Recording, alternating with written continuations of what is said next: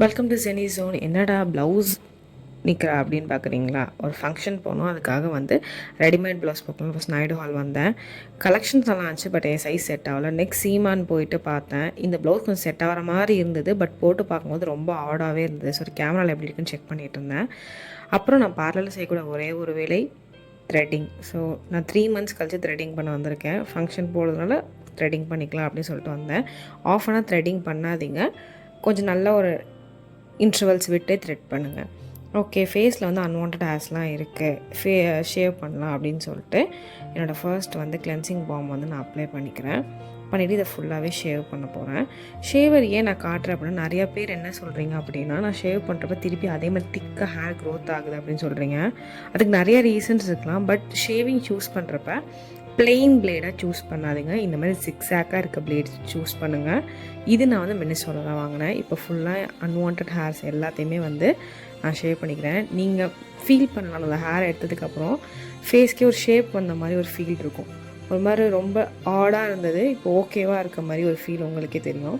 இப்போ நம்ம face bag ready பண்ணி வச்சுருக்கேன். இது அரிசி மாவும் திக்கான தயிரும். அரிசி மாவு வந்து வீட்டிலே அரைச்சதுனா கொஞ்சம் குறப்பாக இருக்கும். இது ரெண்டையும் நல்லா நான் மிக்ஸ் பண்ணிக்க போகிறேன்.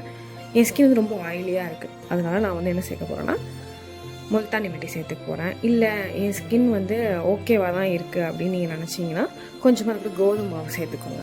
இது மூணுத்தையும் நல்லா மிக்ஸ் பண்ணிவிட்டு நான் ஃபேஸில் அப்ளை பண்ண போகிறேன்.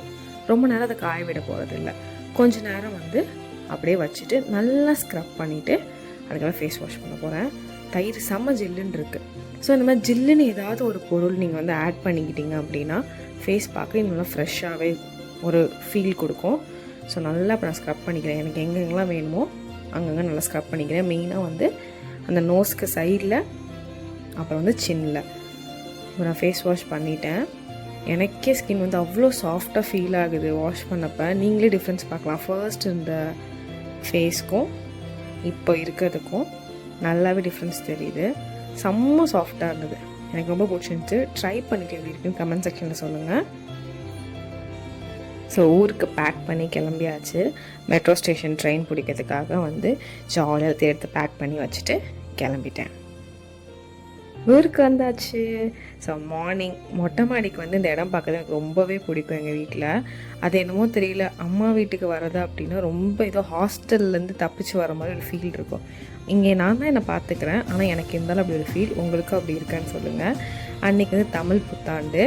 எங்கள் அம்மா வாசலாக கோலம்லாம் போட்டிருந்தாங்க. அப்புறம் வந்து அவங்க மெயின்டைன் பண்ணுற செடியெல்லாம் கொஞ்சம் நேரம் பார்த்துட்டு நான் அப்படியே உள்ளே வந்தேன். பார்க்கவே அழகாக இருக்கும். அப்புறம் ஒரு சூடான காஃபி. நான் எங்கள் வீட்டுக்கு வந்த மாதிரி தான் காஃபி குடிப்பேன்.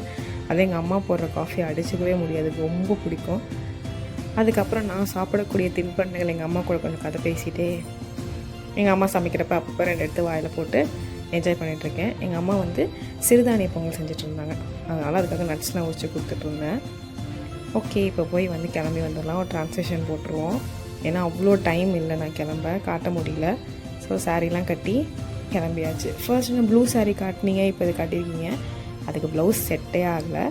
அதனால் இது என்னோடய மேரேஜ் சாரீனால இதே அம்மா வந்து கரெக்டாக ரெடி பண்ணி வச்சுருந்தாங்க, அதனால் வந்து கிளம்பியாச்சு. பொங்கல் அருமையாக இருந்தது. ரெசிபி வந்து நான் அப்புறம் ஷேர் பண்ணுறேன், என்னால் நான் ஷூட் பண்ண முடியல. ஃபங்க்ஷன்ஸ் வந்து எங்கேன்னு பார்த்தீங்கன்னா அக்காவோட வளகாப்பு. ஆக்சுவலாக கல்யாணத்தப்போ அவங்கள பார்த்தது, அதுக்கப்புறம் பார்க்கவே இல்லை. அதனால் கண்டிப்பாக போய் பார்க்கணும் அப்படின்னு சொல்லிட்டு போயிருந்தோம். ரொம்ப அழகாக எல்லாமே டெக்கரேட் பண்ணியிருந்தாங்க. அதுக்கப்புறம் அவங்கள விஷ் பண்ணிவிட்டு பார்த்துட்டு நல்லா கதை பேசின்னு இருந்தோம். பேசிவிட்டு அவங்க ஃபோட்டோஸ்லாம் எடுத்து முடிச்சதுக்கப்புறம் சாப்பிட்டுட்டு கிளம்பியாச்சு.